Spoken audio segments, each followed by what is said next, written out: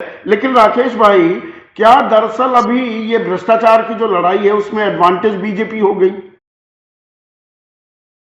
नहीं भाई, मैं इसमें ये कहूंगा कि यदि भ्रष्टाचार को लेके छापे पड़ रहे हैं तो वो धनराशि कहाँ जा रही है? नरेंद्र मोदी जी के घर तो जा नहीं रही, वो तो राजस्व में जा रही, राजकीय कोष में जा रही।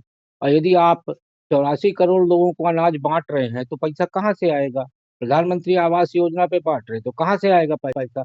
मुझे लगता है ये सारी धनराशि कहीं ना कहीं सरकारी योजनाओं खर्च होगी। जहां तक बात भाजपा और कांग्रेस की है, तो 2004 से और आपके 2013 तक कांग्रेस की सरकार थी, उसको भी छापा डाल देना चाहिए भारतीय जनता पार्टी के यहाँ।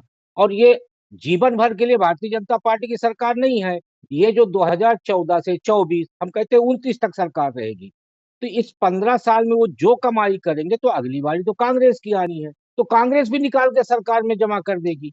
तो अच्छा, तो ये परंपरा है कि ईडी की छापे इसी तरह पड़ते रहे, और जो अनैतिक तौर से कमाई कर रहे हैं तो एक दूसरे सरकारें आए और एक दूसरी पार्टी के यहाँ से निकाल के नहीं, इसमें सवाल ये है राकेश शुक्ला, इसमें सवाल ये है, हर भ्रष्टाचारी को मेरा साफ मानना है जेल में जाना चाहिए, सख्त कार्रवाई होनी चाहिए। अब हर भ्रष्टाचारी को जेल भेजने की तैयारी है या ये एक तरफा छापेमारी की कहानी भी बयां हो रही है? अभी आपने जो शुरू में सारे नेताओं के नाम लिए, अभी मैं एक आंकड़ा देख रहा था तो आपके एनडीए शासनकाल में 6,000 केस हुए, उसमें 3% का आंकड़ा आ रहा है राजनेताओं का। राजनेताओं में विधायक और सांसद, सर्वाधिक सांसद और विधायकों के यहाँ ईडी का छापा इस कार्यकाल में हुआ, यानी 2014 के शासनकाल से लेके अभी 2023 तक। अब इसमें सबसे महत्वपूर्ण बात यह है कि आप जो कह रहे हैं कि बाकी लोगों की कार्रवाई, तो बाकी कार्रवाई मुझे नहीं लगता कि बंद हो गई है। यदि किसी का केस बन गया है और कोर्ट तक पहुंच गया है, उस कार्रवाई को थोड़ा रफ्तार कम और ज्यादा किया जा सकता है, लेकिन केस बंद नहीं किया जा सकता।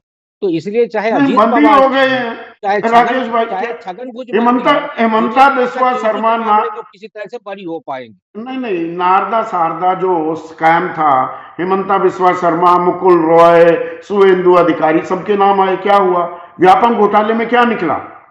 घूम फिर के बीएस येदियुरप्पा पर आरोप लगे, क्या हुआ?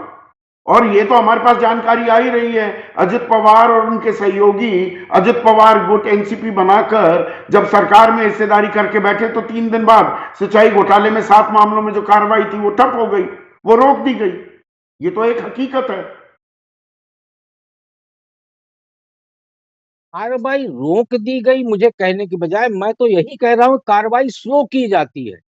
जो भी सरकार हम्म। आती है, जो उनके नजदीक जाते हैं, तो वो रफ्तार, मैं वही कह रहा हूँ संदीप भाई, कि रफ्तार धीमी और तेज हो जाती है, रफ्तार खत्म नहीं होती। ये नहीं कह सकते कि वो गाड़ी पार्क कर दी गई है, गाड़ी पार्क नहीं हो सकती। यदि एक बार कोर्ट में गया है तो कोर्ट से या तो उसे सजा होगी या वो बरी होगा, लेकिन अभी तक जितने भी मामले हैं उसमें कोई बरी नहीं हुआ है।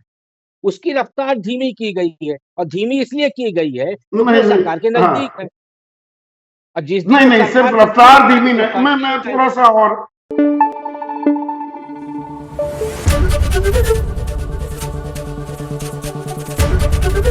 एबीपी न्यूज आपको रखे आगे।